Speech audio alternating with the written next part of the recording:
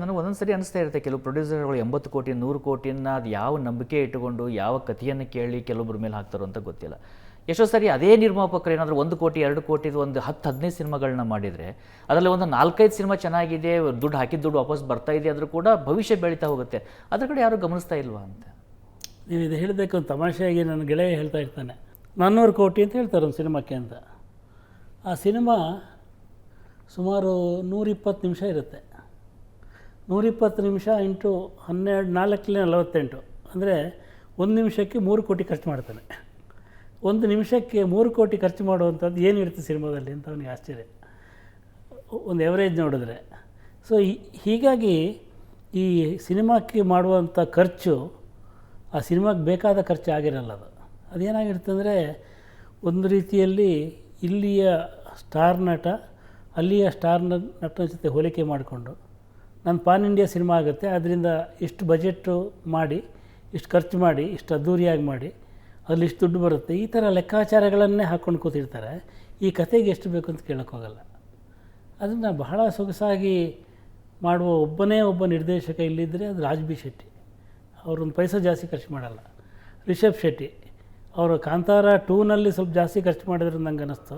But ಅಲ್ಲಿ ತನಕ ಅವರು ಸರ್ಕಾರಿ ಹಿರಿಯ ಪ್ರಾಥಮಿಕ ಶಾಲೆ ಇರ್ಬೋದು, ಕಿರಿಕ್ ಪಾರ್ಟಿ ಇರ್ಬೋದು, ಅಥವಾ ಕಾಂತಾರ 1 ಇರ್ಬೋದು, ಎಲ್ಲ ಅದರಲ್ಲಿ ಎಷ್ಟು ಒಂದು ಕಡಿಮೆ ಎಷ್ಟು ಬೇಕೋ ಅಷ್ಟೇ ಖರ್ಚು ಮಾಡಿಕೊಂಡು, ಅಂದರೆ ಒಂದು ಸಂಯಮದಲ್ಲಿ ಖರ್ಚು ಮಾಡೋದಿದೆಯಲ್ಲ, ಅದು ಕೂಡ ಒಬ್ಬ ನಿರ್ದೇಶಕನ ಕ್ರಿಯೇಟಿವಿಟಿ ಅಂತ ಹೇಳೋದು ನಾನು. ಸೊ ಅದನ್ನೆಲ್ಲ ಬಿಟ್ಟು ನೀವು ತುಂಬ ಖರ್ಚು ಮಾಡಿ ದುಡ್ಡು ಬರಲಿಲ್ಲ ಅಂತ ಅಳೋದಿಲ್ಲ, ಅರ್ಥನೇ ಇಲ್ಲ. We should know our limits. ಈ ಪ್ರತಿಷ್ಠೆಕ್ಕಿಂತ ಹೋಗೋಕ್ಕಿಂತ ಹೆಚ್ಚಾಗಿ ಅದರದ್ದು ಒಂದು ಅದು ಏನು ಕೇಳುತ್ತೆ ಅದನ್ನು ಕೊಡ್ತಾ ಹೋದರೆ ಸಾಕಷ್ಟು ಸಮಸ್ಯೆಗಳು ಸಿನಿಮಾದಲ್ಲೂ ಬಗೆಹರಿಯುತ್ತೆ ಅಂತ ಅನಿಸುತ್ತೆ. ಈಗ ಜೊತೆಗೆ ನೀವು ಒಬ್ಬ ಸಿನಿಮಾ ಪತ್ರಕರ್ತರಾಗಿ, ಸಿನಿಮಾ ಅಭಿಮಾನಿಯಾಗಿ ಇಷ್ಟೊತ್ತವರೆಗೂ ಸಾಕಷ್ಟು ವಿಚಾರಗಳನ್ನ ಹೇಳಿದ್ರಿ. ಈಗ ಮತ್ತೊಂದು ಹ್ಯಾಟನ್ನು ತೊಟ್ಟಿದ್ದೀರಿ, ಅತ್ಯಂತ ಜವಾಬ್ದಾರಿ ಇರುವಂಥದ್ದು, ಕನ್ನಡಪ್ರಭದ ಸಂಪಾದಕರಾಗಿರುವಂಥದ್ದು. ಈಗ ಡಿಜಿಟಲಲ್ಲಿ ನಮಗನ್ನಿಸ್ತಾ ಇರುತ್ತೆ ಏನಂದರೆ ಎಷ್ಟು ಕಾಂಪಿಟೇಷನ್ ಇದೆ, ಯಾವ ಥರ ಸುದ್ದಿಗಳನ್ನು ಹಾಕಬೇಕು, ಹೇಗೆ ಹಾಕಬೇಕು. ಈಗ ಮೊನ್ನೆ ಒಂದು ಸ್ಟಡಿಯನ್ನು ಓದ್ತಾ ಇದ್ದೆ, ನ್ಯೂಸ್ ಕನ್ಸಂಪ್ಷನ್ ಟೈಮ್ ಏನಿದೆ it has reduce to 30 seconds. ಇನ್ಸ್ಟಾಗ್ರಾಮಲ್ಲೂ ಕೂಡ 1 ನಿಮಿಷದ ರೀಲ್ಸನ್ನು ನೋಡೋಂಥವ್ರ ಸಂಖ್ಯೆ ಕಡಿಮೆಯಾಗಿ 30 ಸೆಕೆಂಡ್ ರೀಲ್ಸಿಗೆ ಬಂದಿದೆ. ಇವನ್ ಇನ್ಸ್ಟಾಗ್ರಾಮು ಕೂಡ ನೀವು ಸಜೆಸ್ಟ್ ಮಾಡುತ್ತೆ 30 ಸೆಕೆಂಡಲ್ಲಿ ಸುದ್ದಿಯನ್ನು ಕೊಡಿ, ಅಥವಾ ಏನೇ ಹಾಕಿದ್ರು 30 ಸೆಕೆಂಡಲ್ಲಿ ಹೇಳೋ ಥರ ಇರಲಿ ಅಂಥೇಳಿ. ಅಲ್ಲಿಂದ ನಾವು ಇಲ್ಲೊಂದು ಪಾಡ್ಕಾಸ್ಟ್ ಇದೆ, ಅಂದರೆ ಬೇರೆ ಬೇರೆ ಕೆಡರ್ಗೆ ಏನು ಬೇಕೋ ಅದನ್ನು ಕೊಡುವಂಥ ಪ್ರಯತ್ನ ಡಿಜಿಟಲಲ್ಲಿ ನಡೀತಾ ಇರುತ್ತೆ, ಪ್ರತಿ ಕ್ಷಣದ ಪ್ರಕ್ರಿಯೆ. ಆದರೆ ಸುದ್ದಿ ಪತ್ರಿಕೆ ಅಂತ ಬಂದಾಗ ಇರುವಂಥ ಚಾಲೆಂಜಸ್ಗಳು ಯಾವ ರೀತಿಯಾದಂಥ ಇಮ್ಮಿಡಿಯೇಟ್ ಚಾಲೆಂಜಸ್ಗಳು ಸಸ್ಟೈನಬಿಲಿಟಿ ವಿಚಾರದಲ್ಲಿ ನೋಡಿದಾಗ ನಿಮ್ಗೆ ಅನಿಸುತ್ತೆ? ಒಂದು ಪತ್ರಿಕೆಯ ಸಂಪಾದಕ ಆದ ತಕ್ಷಣ ದೊಡ್ಡ ಗಾಬರಿ ಆಗೋದೇನೆಂದರೆ, ನಾನು ಮುಂದೆ ಯಾರು ಓದುಗ ಇದ್ದಾನೆ ಅಂತ ಗೊತ್ತಿರಲ್ಲ. ಮೊದಲಾದರೆ ಓದುಗರು ಪತ್ರಗಳನ್ನು ಬರಿತಾಯಿದ್ರು, ಅಥವಾ ಏನೋ ತಪ್ಪಾಗಿದ್ದರೆ ಅವ್ರು ಹೇಳ್ತಾಯಿದ್ರು.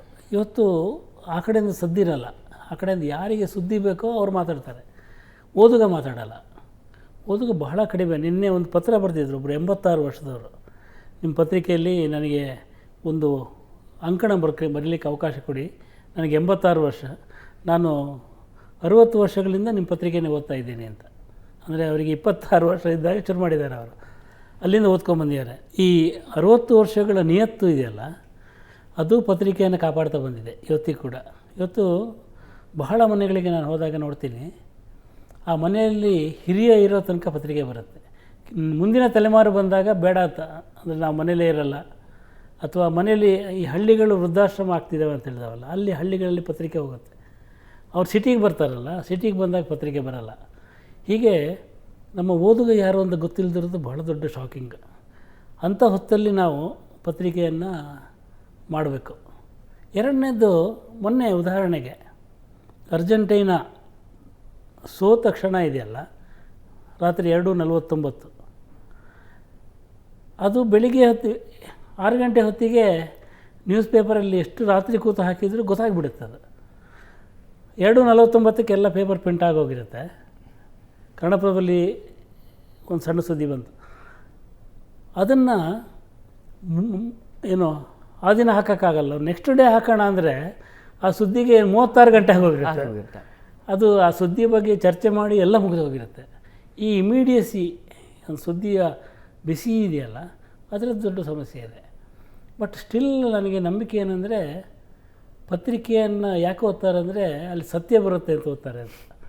ಅಂದರೆ ನಮ್ಮ ಮನೆಯಲ್ಲಿ ಕೂಡ ನ್ಯೂಸನ್ನು ನೋಡಿರ್ತಾರೆ, ಬಟ್ ಅದು ಸತ್ಯನೋ ಸುಳ್ಳು ಗೊತ್ತಿರಲ್ಲ. ಈ ವಿಜುವಲ್ ಮೀಡಿಯಾದ ದೊಡ್ಡ ಸಮಸ್ಯೆ ಅಥವಾ ನಮಗೆ ಎದುರಾಗುವಂಥ ದೊಡ್ಡ ಸವಾಲೇನೆಂದರೆ ಅದರಲ್ಲಿ ಯಾವುದು ಸತ್ಯ ಯಾವುದು ಸುಳ್ಳು, ಎಷ್ಟು ಸತ್ಯ ಎಷ್ಟು ಸುಳ್ಳು, ಒಂದು ಅಬ್ಬರ ಇರುತ್ತಲ್ಲ ಅಲ್ಲಿ, ಅದು ಬಹಳ ಅಂದರೆ ಸಮ್ ಪರ್ಸೆಂಟೇಜ್ ಆಫ್ ಟ್ರೂತ್ ಇರುತ್ತೆ, ಬಟ್ ಅದರಲ್ಲಿ ಪಿಂಚ್ ಆಫ್ ಸಾಲ್ಟ್ ಎಷ್ಟು ಇರುತ್ತೆ ಗೊತ್ತಿರಲ್ಲ. ಹಾಗಾಗಿ ಪತ್ರಿಕೆ ಬಂದಾಗ ಪತ್ರಿಕೆಯಲ್ಲಿ ಒಂದು ನಿಧಾನ ಇದೆ ಅಂತ. ನಿಧಾನ ಅಂದರೆ ಅದು ಬಹಳ ಸುದ್ದಿಯನ್ನು ಬರ್ಕೊಂಡು ಹೋಗ್ತಾರೆ. ಆಮೇಲೆ ನಮಗೊಂದು ನಂಬಿಕೆ ಇದೆ ಈ ಜಗತ್ತಲ್ಲಿ, ಯಾರಾದರೂ ಏನಾದ್ರು ಹೇಳಿದರೆ ಪೇಪರಲ್ಲಿ ಬಂದಿದೆಯಾ ಅಂತ ಕೇಳ್ತಾರೆ. ಆಮೇಲೆ ನೀವೇನಾದ್ರು ಹೇಳಿದರೆ ರೈಟಿಂಗಲ್ಲಿ ಕೊಡಿ ಅಂತ ಕೇಳ್ತಾರೆ.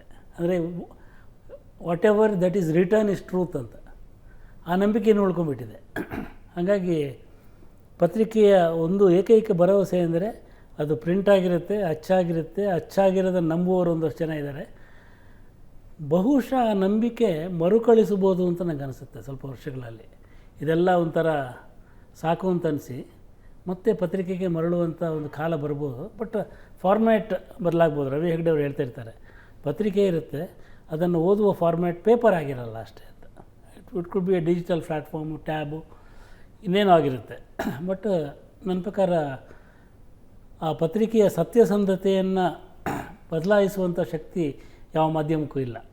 ಆಮೇಲೆ ಇನ್ನೊಂದೇನೆಂದರೆ ತುಂಬ ಜನ ಅಂದ್ಕೊಳ್ಳೋದೇನೆಂದರೆ ಓದೋರ ಸಂಖ್ಯೆ ಕಡಿಮೆ ಆಗಿದೆ ಅಂತೇಳಿ. ಆದರೆ ಇನ್ಫ್ಯಾಕ್ಟ್ ನಂದು ಅದಕ್ಕೆ ಒಂದು ವ್ಯತಿರಿಕ್ತವಾದಂಥದ್ದು ನಂಬಿಕೆ ಅಂತ ನಾನು ಕಂಡುಕೊಂಡಿದ್ದಂದರೆ ಓದುವವರ ಸಂಖ್ಯೆ ಜಾಸ್ತಿ ಆಗಿದೆ. ಯಾಕಂದರೆ ಪರ್ಸೆಂಟೇಜ್ ವೈಸ್ ನೋಡಿದಾಗ ಕಡಿಮೆ ಅನ್ನಿಸ್ಬೋದು, ಆದರೆ ನಿಮಗೆ ಅಷ್ಟೇ ಜನಸಂಖ್ಯೆನೂ ಜಾಸ್ತಿ ಆಗಿರುತ್ತೆ ಓದುವಂಥವ್ರು. ಯಾಕಂದರೆ ಇವತ್ತು ನಮ್ಮ ವೆಬ್ಸೈಟನ್ನು ನೋಡೋದಾದರೆ ಪ್ರತಿ ತಿಂಗಳು ನಮ್ಮ ಹತ್ರ ಅದು ಡಾಟಾಗಳು ಬಂದಾಗ ಅದಕ್ಕೆ UVsಗಳಂತ ನೋಡಿದಾಗ ಮಿನಿಮಮ್ ಎಷ್ಟು 4 ಮಿಲಿಯನ್ ಇರುತ್ತೆ, 5 ಮಿಲಿಯನ್ ಇರುತ್ತೆ, 6 ಮಿಲಿಯನ್ ಇರುತ್ತೆ. ಅಂದರೆ ಅಷ್ಟು ಜನ ಓದ್ತಿದ್ದಾರೆ ಅನ್ನೋದು ಸ್ಪಷ್ಟವಾಗ್ತಾ ಹೋಗುತ್ತೆ. ಅದೇ ರೀತಿಯಾಗಿ ಇಲ್ಲಿ ನ್ಯೂಸ್ ಪೇಪರನ್ನು ಪರ್ಚೇಸ್ ಮಾಡುವಂಥವ್ರು, ಅದಕ್ಕೆ ಬರುವಂಥವ್ರು ಅದು ಇದ್ದೇ ಇರುತ್ತೆ. ಆದರೆ ನಂಗೆ ಚಾಲೆಂಜ್ ಅನಿಸಿದ್ದು ಯಾವುದಂದರೆ ಸರ್, ನನಗೆ ಬಹುತೇಕ ಲಾಸ್ಟ್ ಟರ್ಮಲ್ಲಿ ಯಾವಾಗ ಮಹಾರಾಷ್ಟ್ರದಲ್ಲಿ ಚುನಾವಣೆ ನಡೆಯುತ್ತೆ, ದೇವೇಂದ್ರ ಫಡ್ನವೀಸ್ ಅವಾಗೆಲ್ಲ ಶಿವಸೇನೆ ಎಲ್ಲ ಒಟ್ಟಿಗೆ ಇರುತ್ತೆ. ಆದರೆ ಇದ್ದಕ್ಕಿದ್ದ ಹಾಗೆ ಶಿವಸೇನೆ ಕಾಂಗ್ರೆಸ್ ಜೊತೆ ಹೋಗುತ್ತೆ ಅಂದಾಗ ಇವರು ದೇವೇಂದ್ರ ಫಡ್ನವೀಸ್ ಅಜಿತ್ ಪವಾರ್ ಜೊತೆ ಸೇರಿ ಬೆಳಗ್ಗೆ ಪ್ರಮಾಣ ವಚನ ಸ್ವೀಕರಿಸ್ಬಿಡ್ತಾರೆ.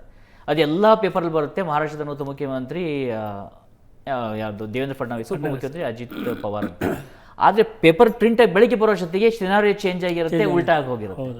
ಈ ಥರ ಆದಾಗ ಅದನ್ನು ಹೇಗೆ ಎದುರಿಸ್ತೀರಿ ಅಂತೇಳಿ, ಆ ಥರ ಘಟನೆಗಳು ಕ್ಷಣ ಕ್ಷಣಕ್ಕೂ ಬದಲಾಗ್ತಾ ಇರುತ್ತೆ. ಅಲ್ಲ, ಪತ್ರಿಕೆ ಚಾಲೆಂಜೇ ಅದು ಅಂತೇಳಿ. ಅಂದರೆ ಹಲವಾರು ಸುದ್ದಿಗಳಲ್ಲಿ ಯಾವ ಸುದ್ದಿಗೆ ಒಂದು ಇಮಿಡಿಯಸಿ ಅಂತ ಇರುತ್ತಲ್ಲ, ಆ ಇಮಿಡಿಯಸಿಯನ್ನು ಬೇರೆ ಮಾಧ್ಯಮಗಳು ಕೊಟ್ಬಿಡ್ತಾವೆ. ಬಟ್ ಅದಕ್ಕೆ ಒಂದು ವಿಶ್ಲೇಷಣೆ ಅಂತ ಇರುತ್ತಲ್ಲ, ಅದನ್ನು ಬೇರೆ ಮಾಧ್ಯಮಗಳಿಗೆ ಕೊಡೋಕ್ಕಾಗಲ್ಲ. ಆ ವಿಶ್ಲೇಷಣೆ ಹೆಂಗಲಿ ಇಬ್ಬರ ಮಾತುಕತೆಯಲ್ಲಿ ನಡೆಯುತ್ತೆ. ಆದರೆ ಒಂದು ನಂಬಿಕೆ ಏನಂದರೆ, ಪತ್ರಿಕೆಯ ಹಿಂದೆ ಒಬ್ಬ ಸಂಪಾದಕ ಇರ್ತಾನೆ. ಆ ಸಂಪಾದಕ ಪ್ರತಿಯೊಂದು ಸುದ್ದಿಯನ್ನು ಗಮನಿಸಿ ಬಹಳ ಸಮಾಧಾನ ಚಿತ್ತದಿಂದ ಅದಕ್ಕೊಂದು ಪ್ರತಿಕ್ರಿಯೆಯನ್ನು ಕೊಡ್ತಾನೆ ಅಂತ. ಸಂಪಾದಕೀಯ ಅಂತ ಕರೀತಾರೆ ಅದನ್ನೇ. ಅಂದರೆ ಅವನು ಯಾವುದೇ ಅವಸರದಲ್ಲಿ ಒಂದು ತೀರ್ಮಾನಕ್ಕೆ ಬರಲ್ಲ ಅಂತ. ಸುದ್ದಿಯ ಅದೇ, ಬಟ್ ಆ ಸುದ್ದಿಯ ವಿಶ್ಲೇಷಣೆ, ಆ ಸುದ್ದಿಯನ್ನು ಅನ್ವಯಿಸುವಂಥ ರೀತಿ, ಅದರ ಅನುಸಂಧಾನ, ಇದೆಲ್ಲ ಬದಲಾಗ್ತಾ ಹೋಗುತ್ತಲ್ಲ. ಉದಾಹರಣೆಗೆ ನಂದು ಸಣ್ಣ ವಿಷಯ ಹೇಳ್ತೀನಿ ನಾನು. ಒಂದು ಶಾರ್ಟ್ ಫಿಲ್ಮಿಗೂ ಒಂದು ಕಾದಂಬರಿಗೂ ಇರೋ ವ್ಯತ್ಯಾಸ. ಒಂದು ಕಾದಂಬರಿಲಿರೋ ಸಂಗತಿಯನ್ನೇ ಒಂದು ಶಾರ್ಟ್ ಫಿಲ್ಮ್ ಹೇಳಿಬಿಡುತ್ತೆ. ಬಟ್ ಅದು ಕಾದಂಬರಿ ಓದಿದಾಗ ಉಳಿಯುವಷ್ಟು ಇದು ಮನಸ್ಸಲ್ಲಿ ಉಳಿಯಲ್ಲ. ಶಾರ್ಟ್ ಫಿಲ್ಮಲ್ಲಿ ಒಂದು ಘಟನೆ ಇರುತ್ತೆ, ಬಟ್ ಅಲ್ಲೊಂದು ಬದುಕು ಇರುತ್ತೆ. ಹಾಗೆ ಪತ್ರಿಕೆಗೂ ಬೇರೆ ಇಮಿಡಿಯೇಟ್ ಮಾಧ್ಯಮಗಳಿಗೂ ಒಂದು ಸಣ್ಣ ವ್ಯತ್ಯಾಸ ಇದೆ. ಸೊ ಅದನ್ನು ನಂಬುವವರು, ಅದನ್ನು ಬಯಸುವವರು, ಅದನ್ನು ಒಪ್ಪಿಕೊಳ್ಳುವವರು ಎಷ್ಟು ಮಂದಿ ಇದ್ದಾರೆ, ಎಷ್ಟು ಮಂದಿಗೆ ಅದು ಬೇಕಾಗಿದೆ, ಅದು ಬಹಳ ದೊಡ್ಡ ಪ್ರಶ್ನೆ. ಎಷ್ಟು ಮಂದಿಗೆ ಬೇಕಾಗೋ ಥರ ಮಾಡ್ತೀವಿ ಅಂತ. ಈಗ ನಾವು ಒತ್ತಾಯದಿಂದ ಸ್ಕೂಲ್ಗಳಿಗೆ ಕಾಪಿಗಳನ್ನು ಕಳಿಸಿ, ಸರ್ಕಾರ ಪ್ರತಿ ಶಾಲೆಯಲ್ಲೂ ಪತ್ರಿಕೆ ಓದುವ ಒಂದು ಸಿಸ್ಟಮ್ ಮಾಡಿ ಅಂತ ಹೇಳಿ ಹಿಂಗೆ ಮಾಡ್ತಾ ಹೋಗ್ತೀವಿ. ಬಟ್ ಜೆನ್ಸಿ ಮೊನ್ನೆ ಏನು ಹೋರಾಟ ಮಾಡ್ತಲ್ಲ, ಅದೇ ಹೋರಾಟವನ್ನು ಈ ರೀತಿಯ ಬದಲಾವಣೆ ಕೂಡ ಮಾಡಿದರೆ, ಅಂದರೆ ಅದಕ್ಕೆ ಬೀದಿಗೆ ಬರಬೇಕಾಗಿಲ್ಲ, ಅಂತರಂಗದಲ್ಲಿ ನಡಿಬೇಕು.